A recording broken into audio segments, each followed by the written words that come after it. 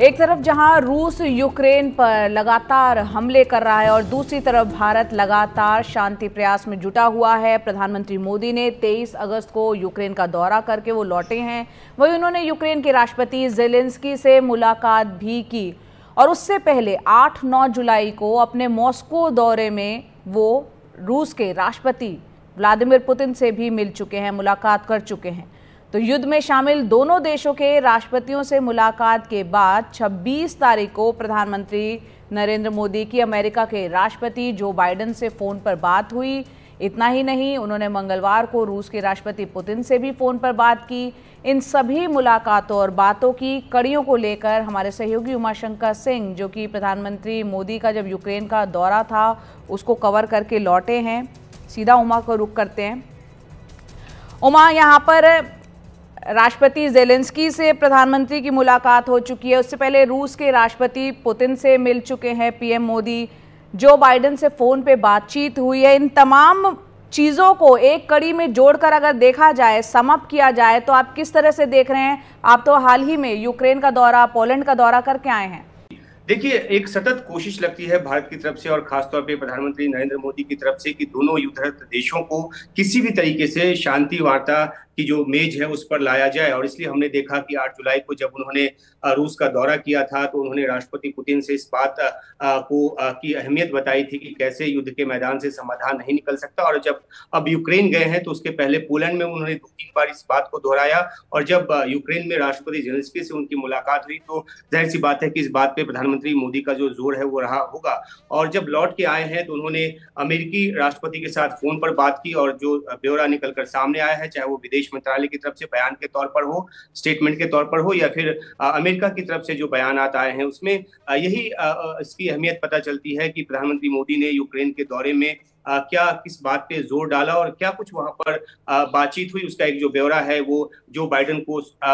उन्होंने बताया। दूसरी तरफ रूस के राष्ट्रपति पुतिन के साथ बातचीत करके उन्होंने अपना जो इंसाइट है वो भी बताया। तो एक जो बात करके वो पहले मॉस्को से आए, फिर यूक्रेन गए, यूक्रेन में जो बात हुई, तो इन बातों से एक दूसरे पक्षों को अवगत करा रहे हैं प्रधानमंत्री मोदी। और ये लगता है कि एक ऐसा पीस इनिशिएटिव है जो जिसको कि फॉर्मल तौर पे भारत ने कभी कहा नहीं कि वो मध्यस्थता कर रहा है, लेकिन अपनी कोशिश के जरिए, अपनी व्यक्तिगत कोशिश के जरिए प्रधानमंत्री मोदी जो हैं वो कोशिश करें कि एक आउट ऑफ द बॉक्स कोई भी जो फॉर्मूला है वो निकल कर आए और दोनों देश जो हैं वो शांति की मेज पर बैठे। एक अहम बात ये भी है कि रूस ने सोमवार से लगातार ताबड़तोड़ हमले किए हैं। कुर्स्क में जिस तरीके से यूक्रेन की सेना घुसी है उसके बाद रूस जो है बौखलाया हुआ है और उसकी जो खामियाजा है उसका भुगतने की जो चेतावनी है उसने यूक्रेन को दी हुई है। तो एक तरफ तनाव बिल्कुल चरम पर है और युद्ध जो है वो बड़े पैमाने पे लड़ा जा रहा है, लेकिन इस बीच कोशिश जो है ये भी चल रही है कि शांति स्थापना वहां पर हो। जब हमारी मुलाकात राष्ट्रपति ज़ेलेंस्की से हुई थी तो हमने जानना चाहा था कि आखिरकार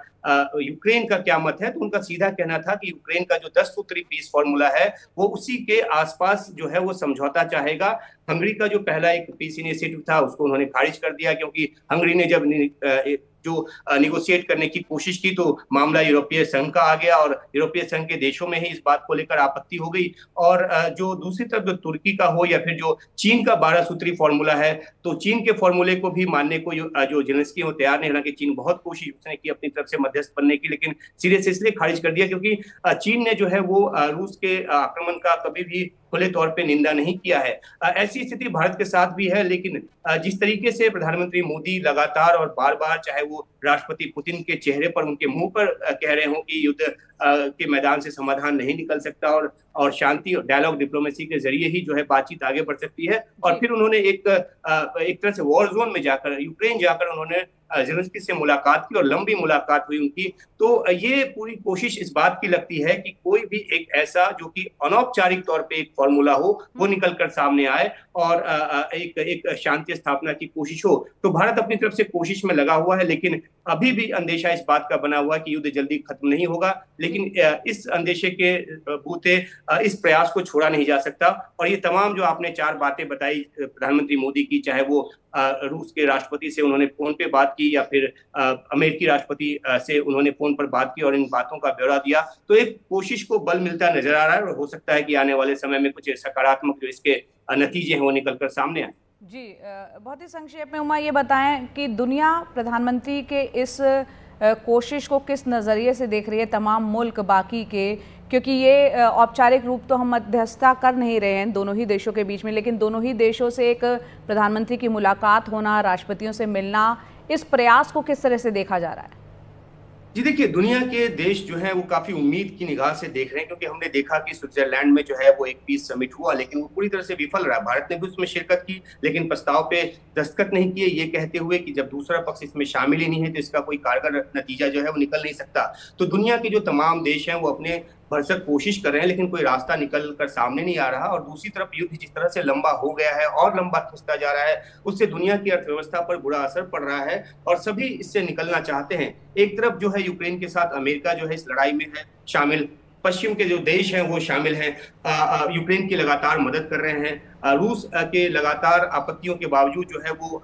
जमकर हथियार दे रहे हैं। तो ऐसे में पश्चिमी देश या अमेरिका की बात तो रूस मानने से रहा। दूसरी तरफ चीन की जहां तक बात है, चीन का एक दखल है, आर्थिक रूप से देखें तो बहुत मात्रा में तेल खरीद रहा है और रूस की इकोनॉमी में उसका योगदान है। तो जो जेलेंस्की है उनका कहना है कि ऐसा कोई देश ही मध्यस्थता कर सकता है जो कि आर्थिक तौर पे बहुत मजबूत हो और जिसका असर जो है वो रूस पर हो।